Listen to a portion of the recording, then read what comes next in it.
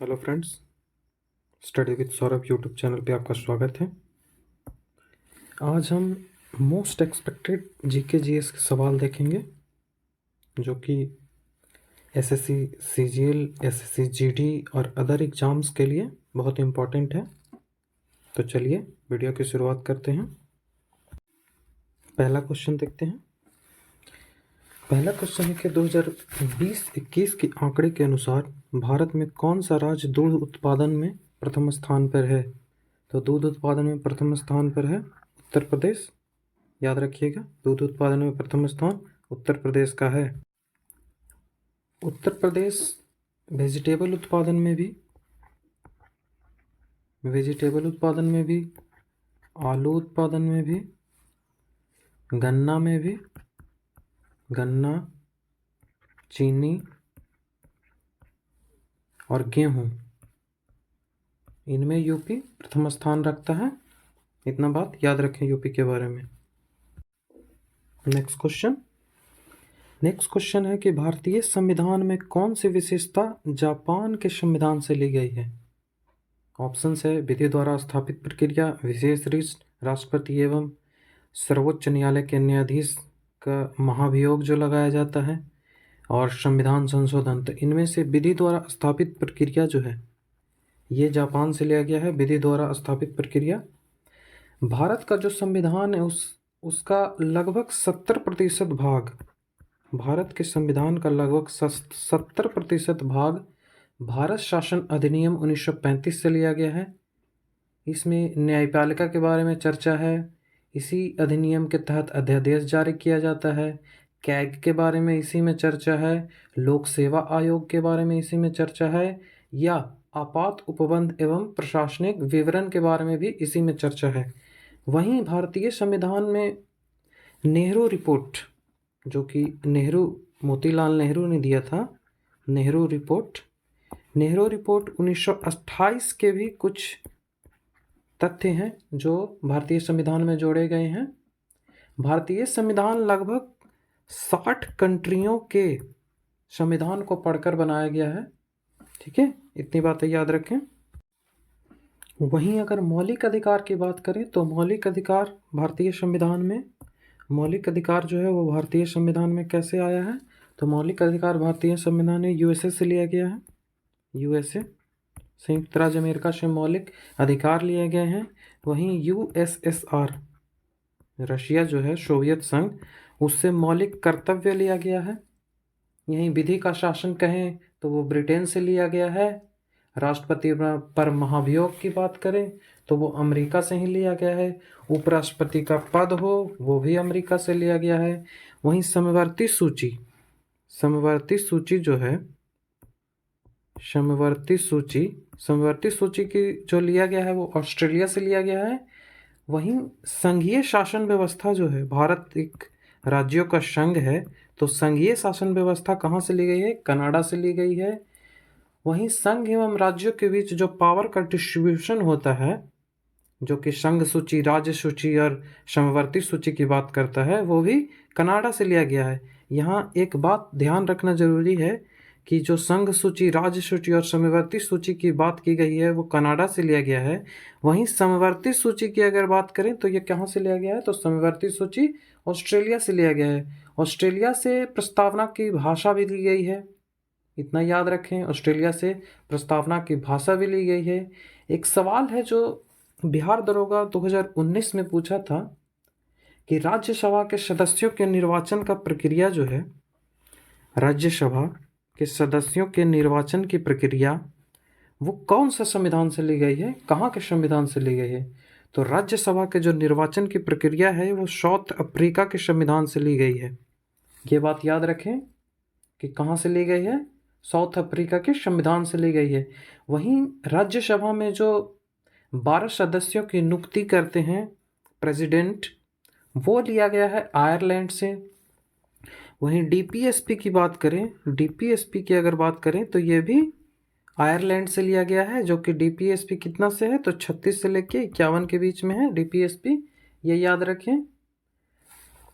तो इतना बात याद रखें और फिर कभी और बताऊंगा आगे।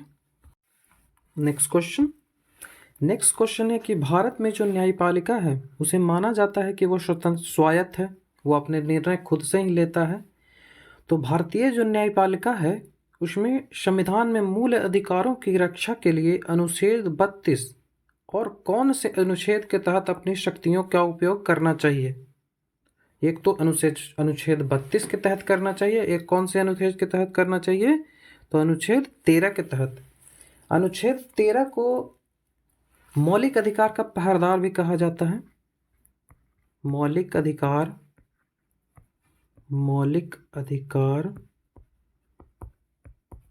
का पहरेदार। मौलिक अधिकार का पहरेदार किसे कहा जाता है? तो आर्टिकल 13 को। आर्टिकल 13 के 4 सब पार्ट हैं, जिसमें पहला पार्ट कहता है कि संविधान लागू होने के पहले जो विधियां बनाई गई है, अगर वो मौलिक अधिकारों का हनन करती है तो वह उस मात्रा तक नगण्य या शून्य घोषित की जाएगी जिस मात्रा तक वह मौलिक अधिकारों का हनन करता है। ये बात याद रखें। और यही 13(2) में कहता है कि राज्य ऐसी कोई भी विधि नहीं बनाएगा। राज्य मतलब यहाँ देश से ले, भारत से ले। राज्य ऐसी कोई भी विधि नहीं बनाएगा। 13(2) के तहत राज्य ऐसी कोई भी विधि नहीं बनाएगा जो कि फंडामेंटल राइट को ख़त्म करता हो, कम करता हो। ऐसी कोई विधि नहीं बनाएगा। वहीं 13(3) कहता है, 13 का जो सब पार्ट 3 है वो कहता है कि कोई भी भारत सरकार नियम लाए, यदि वो फंडामेंटल राइट को ख़त्म या कम करता है तो वो नियम उस मात्रा तक शून्य मानी जाएगी। तो ये 13 याद रखें। 13 में न्यायिक पूर्वावलोकन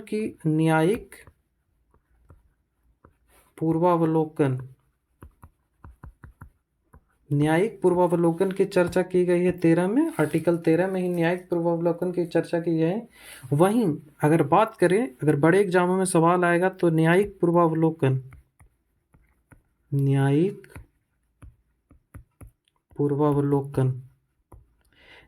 पूर्वावलोकन आर्टिकल 13 में भी इसकी चर्चा की गई है, आर्टिकल 32 में भी इसकी चर्चा की गई है और आर्टिकल 226 में भी इसकी चर्चा की गई है। तो इतनी बातें याद रखें। नेक्स्ट क्वेश्चन है कि गवर्नर जनरल लॉर्ड डलहौजी ने ब्रिटिश साम्राज्य के विस्तार से संबंधित निम्न में से कौन सी नीति अपनाई? तो इसका आंसर हो जाएगा व्यापकता का सिद्धांत, जिसे डॉक्ट्राइन ऑफ लैप्स कहते हैं, या इसी को बोलते हैं चूक की नीति या भूल की नीति। इसके तहत कहा गया है, ब्रिटिश सरकार ने बोला था इसके तहत कि ऐसा कोई भी राज्य जो बिना उसके दत्तक पुत्र नहीं होना चाहिए, उसे घोषित किए हुए अगर वो मर जाता है तो वो राज्य अंग्रेज के कब्जे में आ जाएगा। तो यही कहा गया था इसमें व्यापकता का सिद्धांत में। तो व्यापकता का सिद्धांत 1848 से लेके 1856 के बीच में 8 राज्यों पर लगाया गया। इसे याद रखेंगे, कितने राज्यों में लगाया गया? 8। अगर पहली, ये एग्जाम में पूछता है, पहली की बात करें सतारा में कब लगाया गया? तो 1848 ईस्वी में जो पहली बार लगाया गया। वहीं दूसरा जैतपुर और संबलपुर उड़ीसा का क्षेत्र है, वहाँ 1849 में लगाया गया। वहीं बघाट नाम की जगह में 1850 में लगाया गया। उदयपुर में 1852 में। वहीं झांसी, ये मैं लिख दे रहा हूँ, झांसी में 1853 में लगाया गया, क्योंकि ये पूछता है तो इसे याद रखें। झांसी में कब लगाया गया? 1853 में। वहीं नागपुर में 1854 में और अवध में कब लगाया गया? तो अवध में 1856 ईस्वी में लगाया गया। ये हो गया डॉक्ट्राइन ऑफ लैप्स के बारे में। अब जो ऑप्शन दिया गया है उसमें देखते हैं कि ये पारामाउंट्सी की नीति, मतलब सर्वोपरि की नीति, ये किसने घोषित की थी? पारामाउंट्सी पॉलिसी किसने घोषित की थी? तो ये घोषित किया था लॉर्ड हेस्टिंग ने।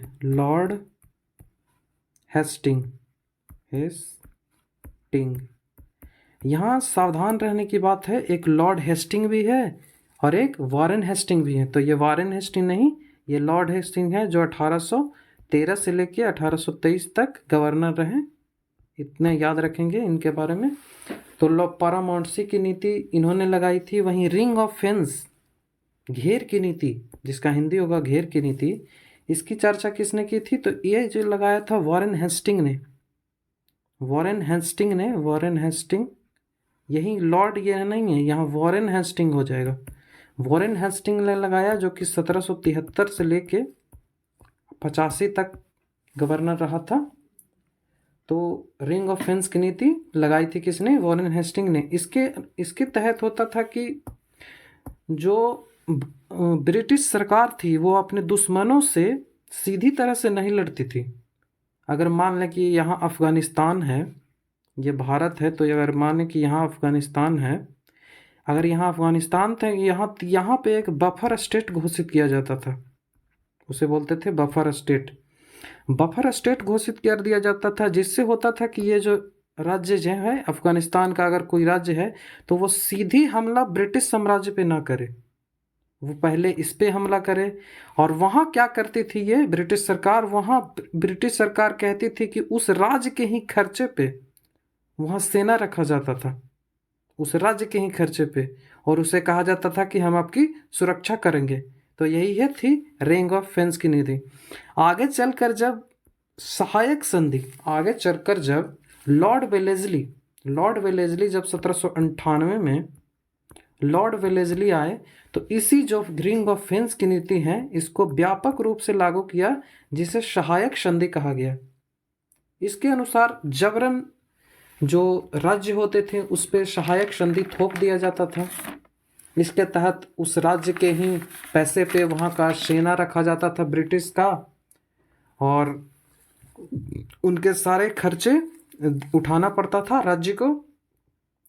इसके तहत अगर पहली बात करें कि पहली राज्य कौन था जिसे सहायक संधि के तहत मिलाया गया, तो आंशिक रूप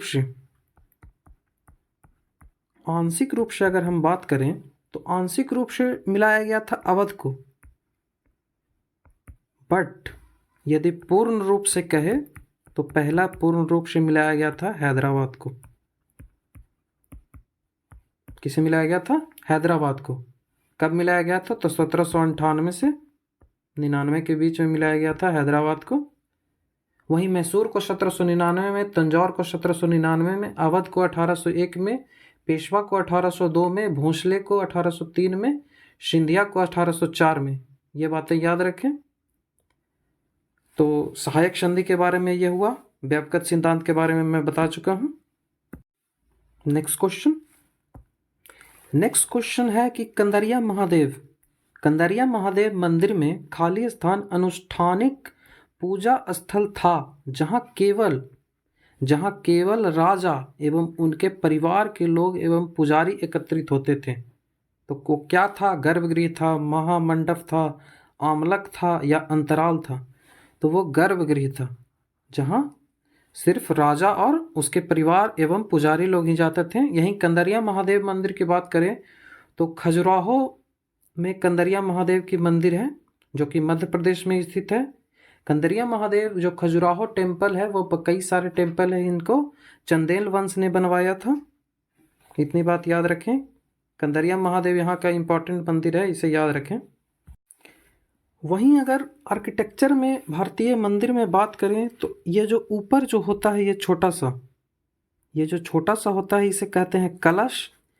वहीं कलश के नीचे एक कमल जैसा बना हुआ रहता है, कलश के नीचे एक कमल जैसा बना हुआ रहता है, उसे आमलक कहते हैं। वहीं जो ऐसे बना हुआ है इसे कहते हैं ग्रीवा। ये याद रखें, इसे ग्रीवा कहते हैं। ये जो पूरा बना हुआ है ऊपर से लेके ये जो ऐसे आया है, ये पूरा आया है, इसे शिखर बोलते हैं। यह याद रखें। महामंडप जो ऐसे छोटे छोटे आकार में बनाए जाते हैं उसे महामंडप कहते हैं। यही महामंडप को अगर आकार और छोटा कर दिया जाए तो ये अर्ध महामंडप कहते हैं। गर्भगृह जहाँ पे भगवान को रखा जाता है वही गर्भगृह कहा जाता है। यहाँ कौन आते थे? तो सिर्फ राजा और उनके परिवार एवं पुरोहित लोग। इतनी बातें यहाँ से याद रखें। नेक्स्ट क्वेश्चन है कि चक्री एक सामूहिक गीत है, यह खाली स्थान के लोक संगीत का एक लोकप्रिय रूप है। तो कहाँ का ये लोक संगीत है? तो कश्मीर का है।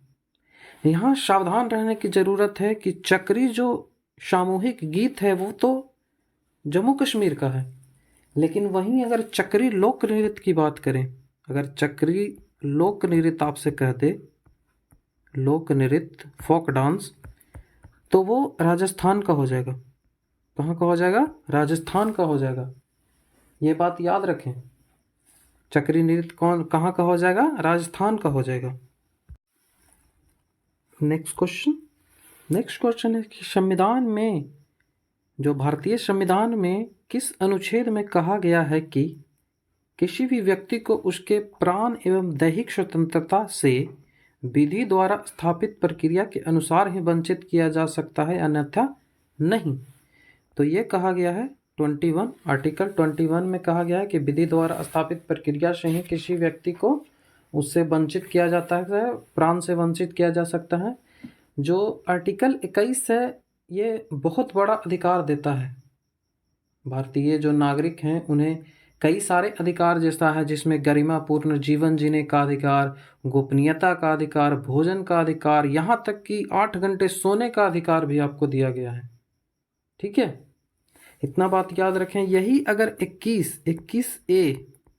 21A की बात करें तो यहाँ पे जो एजुकेशनल राइट है, जो शिक्षा का अधिकार है, वहाँ इसमें बात की गई है।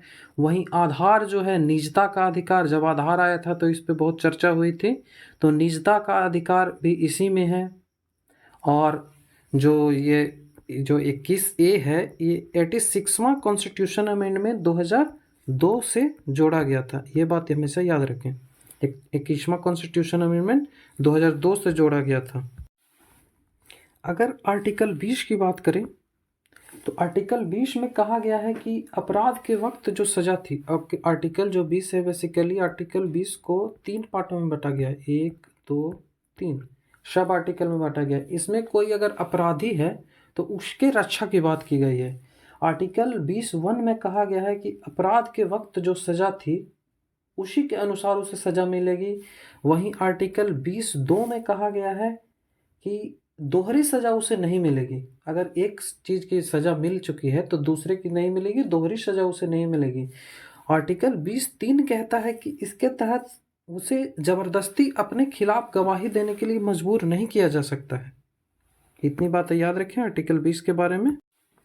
वहीं आर्टिकल 19 है, तो आर्टिकल 19 एक बहुत बड़ा आर्टिकल है, इस पर बहुत विस्तार रूप से चर्चा करनी पड़ेगी, लेकिन अभी के लिए जान लें कि आर्टिकल 19 में अभिव्यक्ति की स्वतंत्रता दी गई है। आर्टिकल 19(1) का ए जो है, इसमें अभिव्यक्ति की स्वतंत्रता दी गई है। इसी में प्रेस की स्वतंत्रता दी गई है। आगे बी में सभा करने की स्वतंत्रता है, सी में संगठन बनाने की स्वतंत्रता है, वहीं डी में आने जाने की स्वतंत्रता है, ई में बसने की स्वतंत्रता है, वहीं जी में वृद्धि एवं व्यापार करने की स्वतंत्रता है। तो ये अनुच्छेद 19 जो है वो बहुत व्यापक अनुच्छेद है। जैसे कि अनुच्छेद 21 है, इस पर बहुत ज़्यादा चर्चा हो सकती है, तो इसके बारे में और कभी जानेंगे। अब वहीं आर्टिकल 22 की बात करें, आर्टिकल 22 की अगर बात करें तो आर्टिकल 22 में गिरफ्तारी से संरक्षण दिया गया है, प्रोटेक्शन फ्रॉम अरेस्ट। इसमें जो अरेस्ट अगर किसी व्यक्ति को किया जाता है तो 24 घंटे से अधिक उसे जेल में नहीं रखा जा सकता है। उसके बाद अगर मजिस्ट्रेट से परमिशन लिया जाए तो रखा जा सकता है, नहीं तो उसे कोर्ट में प्रस्तुत किया जाएगा। आर्टिकल 22 के तहत व्यक्ति को मनपसंदे वकील चुनने का अधिकार है। इतना बात याद रखें आर्टिकल 22 के तहत। नेक्स्ट क्वेश्चन है कि निम्नलिखित में से क्या मध्यवर्ती माल का उदाहरण है? इंटरमीडिएट गुड्स का क्या उदाहरण है? स्टील, हार्डवेयर, पेंट, औषधि। तो इसका उदाहरण है औषधि। ये बात याद रखें, क्या है? औषधि। नेक्स्ट क्वेश्चन, वार्षिक रिपोर्ट 2021 सड़क परिवहन एवं राजमार्ग मंत्रालय भारत सरकार, जिसके मंत्री नितिन गडकरी हैं, के अनुसार देश में राष्ट्रीय राजमार्गों की कुल लंबाई कितनी है? तो भारत में राष्ट्रीय राजमार्गों की लंबाई है 1,36,440 किलोमीटर। इसे याद रखें, 1,36,440 किलोमीटर। नेक्स्ट क्वेश्चन, खाली स्थान एक पारंपरिक आदिवासी नृत्य है जो मुख्य रूप से झारखंड की महिलाओं द्वारा खेती के मौसम में किया जाता है। तो ये है झूमर। झूमर किसके द्वारा किया जाता है? झारखंड की महिलाओं द्वारा। वहीं एक घूमर नृत्य है, घूमर। घूमर नृत्य है, ये राजस्थान में किया जाता है। वहाँ की एक जनजाति है भीलों द्वारा। भील जनजाति द्वारा, जो राजस्थान की है, उनके द्वारा घूमर नृत्य किया जाता है। यहीं झूमर की बात करें तो वह राजस्थान के द्वारा किया जाता है। यहीं अगर यक्षगान की बात करें तो यक्षगान क्लासिकल डांस है। क्लासिकल डांस, भारत में क्लासिकल डांस 8 हैं। तो यक्षगान जो कर्नाटक का है, मोहिनी अट्टम केरल का है, कथकली केरल का है, सतरिया सिक्किम, कुचिपुड़ी आंध्र प्रदेश, ओडिशा ओडिसी, मणिपुरी मणिपुर और कथक यूपी। ये 8 नृत्य है जिन्हें क्लासिकल डांस कहा जाता है। इनको याद रखें।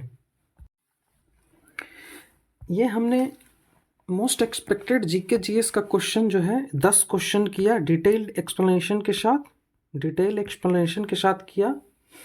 और मुझे लगा है कि आपको ये वीडियो पसंद आएगा, क्योंकि बहुत मेहनत लगता है कंटेंट को तैयार करने में। मैं आप लोगों के लिए तैयार कर रहा हूँ इसे। तो अगर आपको वीडियो पसंद आया हो तो हमारे वीडियो को लाइक करें, शेयर करें और हमारे चैनल को सब्सक्राइब करें। और अपने दोस्तों को भी बताएं कि जीके की तैयारी स्टडी विद सौरभ चैनल पे डिटेल वे में कराई जा रही है। Thank you.